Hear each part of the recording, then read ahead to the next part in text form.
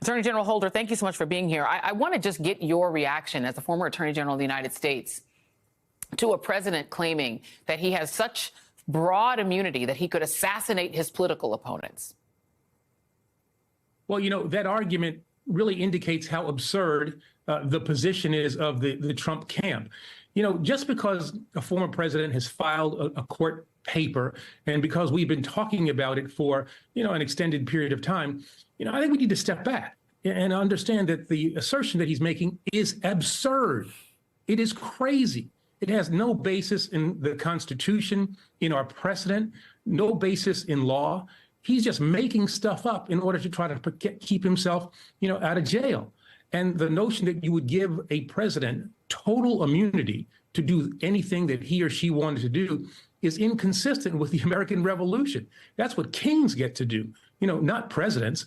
And the very examples that you just talked about. If he shot somebody on Fifth Avenue under the position that he's taking, he would not be liable to prosecution. That is clearly not the way in which the founders intended for presidents or any American citizen to be viewed. I am looking here, and we were reading through, and my wonderful producers are reading through. This is the Supreme Court filing that was made today by Donald Trump, because it should be absurd, AG Holder, but this is going to the Supreme Court that was built by Leonard Leo for very political purposes and to achieve very specific conservative ends. And the arguments that are being made by them include these five: that the president is not an officer of the United States, and because that term was not specifically used in the Constitution for the president, that Donald Trump did not engage in an insurrection, something that 179 Republicans in the Congress have signed an amicus brief agreeing that he did not engage in insurrection, that the judiciary is the only one that can enforce Section 3 of the 14th Amendment, and they need implementing legislation to do it, that the Colorado decision violates court precedent, preventing states from prescribing their own qualifications for the presidency, and the Colorado Supreme Court's ruling violated the Electors Clause, which requires states to appoint their presidential electors in such manner as the legislature may direct. Do any of the arguments that I've just stated sound like something, not that a normal Supreme Court would accept, but that this Supreme Court majority would accept? Well, they get an A for creativity. I mean, they had to set up, I'm sure, through long nights and long days to come up with those five bases for their argument. But even for this Supreme Court, with this ultra-conservative supermajority, there's just not a basis for finding in favor of the assertions that he is making. The court's legitimacy is at stake here in a way that I think really goes to, the way in which it will be viewed, that body will be viewed by the American people. To rule for the Trump camp, to say that there's any basis to those five assertions that he has made, really puts at risk how the court will be viewed by the American public. There is, again, no constitutional basis for it. There is no historical precedent for it. That is not the way in which, our nation has been formed, or for which the American Revolution was actually conducted. And I think that anybody who lines up in support of that really puts at risk our democracy and really puts at risk the notion that we are one person, one vote, that the people decide things, that no one is above the law, puts at risk the whole notion of, the rule of law. And, the thing is, I think what a lot of people, when we talk about the January 6th insurrection, which was an insurrection, part of it was a denial of the right to vote, right? It was essentially saying that in the states where Donald Trump, the swing states where Donald Trump lost, those voters in predominantly black parts of that state are illegitimate, that their votes are illegitimate, and that Trump should be awarded the presidency despite that. It was an attempt also to misuse the Justice Department for those ends. So I want to talk about the Justice Department, which you, of course, used to run. Donald Trump is vowing to use the Justice Department, if he gets back into the White House, to prosecute and persecute his political enemies. Talk to me about the risks of his being able to actually accomplish that, because in a second term, there would be no normies left. There would be people like this guy. Let me see if I have it. This is Mike Davis. This is somebody who has claimed that he is in line to potentially be Attorney General of the United States. Here's what he's saying he would do with that job. I will rain hell on Washington, D.C. we've talked about this, Ben. I have 5 lists ready to go, and they're growing. List number 1, we're going to fire. We're going to fire a lot of people in the executive branch and the deep state. Number 2, we're going to indict. We're going to indict Joe Biden and Hunter Biden and James Biden and every other scumball, sleazeball Biden, except for the 5-year-old granddaughter who they refused to acknowledge for 5 years until the political pressure got to Joe Biden. Number 3, we're going to deport. We're going to deport a lot of people, 10 million people and growing, anchor babies, their parents, their grandparents. We're going to put kids in cages. It's going to be glorious. We're going to detain a lot of people in the D.C. Gulag and Gitmo. And list number 5, I'm going to recommend a lot of pardons. Every January 6th defendant is going to get a pardon. How concerned are you that that will be the kind of Department of Justice Donald Trump will run in real life if he becomes president again? Well, I think we have to take them, at their word and take Donald Trump at his word. Whether or not that idiot becomes attorney general or not, Trump will try to put in place an attorney general who will do his bidding.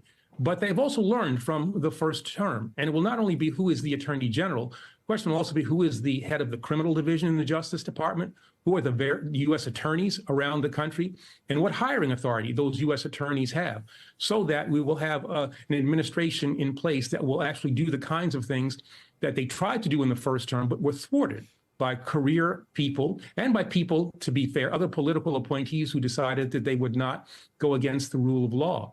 I think that a second Trump term, and this is something that voters really need to keep in mind when they go to the polls in November, a second Trump term would have a politicized, weaponized, weaponized United States Department of Justice that would do the kinds of things that, with all due respect, that idiot just said. And the thing is that, the attempts to weaponize the Justice Department the first time, as you said, even Bill Barr, who was in many other ways a stooge to Donald Trump and willing to, do his political bidding, it was too much for him.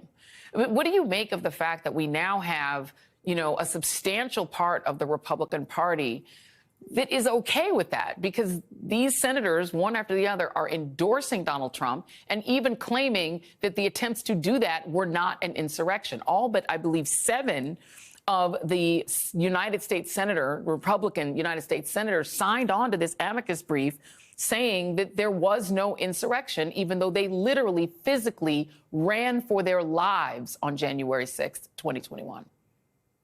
I mean, you have to look at what it is that they're talking about. That is the Trump campaign, the former president himself, and think of the America that they're trying to create. You have a president who is beyond the reach of the law. You have a Justice Department that goes after political opponents on absolutely no basis. He's going to prosecute Joe Biden. Well, exactly for what? That's not going to bother them. You would have a United States of America that would be unrecognizable to us. That would be one that you'd see more in Putin's Russia as opposed to the United States that we've come to all know and love. And this is really what this is about. This question is about whether or not our democracy will endure, whether or not our democracy will survive. They have put the interests of one man and the views that they have that support that one man above everything else.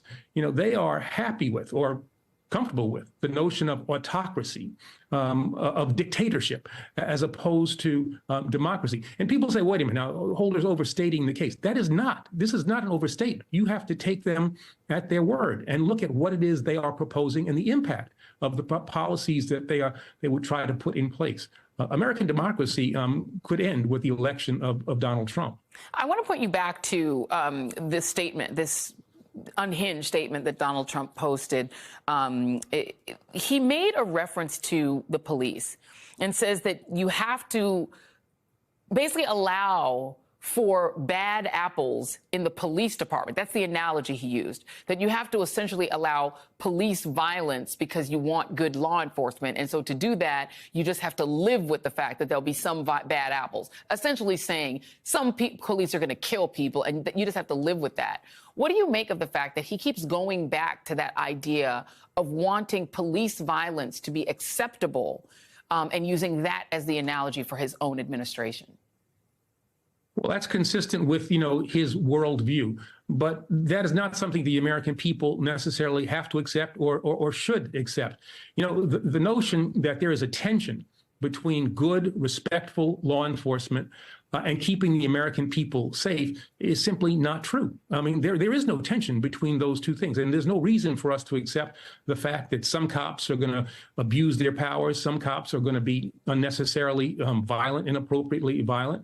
We don't have to accept that if we want to have good law enforcement. And by the same token, we should not have to accept the fact that we want that a president should be allowed to do the kinds of things that he is in fact proposing. If you want to have a good, safe, prosperous America, you can still have a good functioning democracy where the American people get to decide what the direction of the nation is, where everybody has the right to vote, where everybody is respected regardless of economic situation, ethnicity, race, gender, LGBTQ status. All of these things are possible in having a nation that we think that can be, as I said, prosperous and very successful. This notion of having to have, I guess, a dictator, having an authoritarian figure, to have police officers who go rogue, all of that is inconsistent with a successful America. Feel any better? I have already put evac on alert. He's ready to go if it comes to that. General, I can assure you. Hey, General, let me into the war room to see you, so I had to hack my way onto this frequency. This better be critical, Wheelie. Sir, come on, when is it not, please? Okay, couple of things. I'm running low on the dough. I was thinking about taking a couple of months sick leave, maybe starting today. And, oh yeah, I intercepted a transmission from Megatron. Then send it through. Yes, sir, right away, sir. And so I was so dang weird, caught on the other stuff. This is your last warning, insects. Relinquish what remains of the Allspark. So who's the insect? You? What? Who's the insect? Protect you. They were defeated on our world, and we will defeat them here. This was just a diversion. Security, please bring up. Ravage, he's already inside. Deeds! Give me an update on that reserve. Boss readiness. What was his name? What was it? Evac, sir. Right, evac.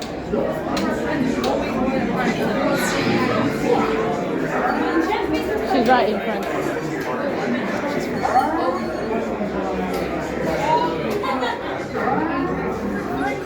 We're facing a heavy sustained attack. They appear to be after the Allspark. General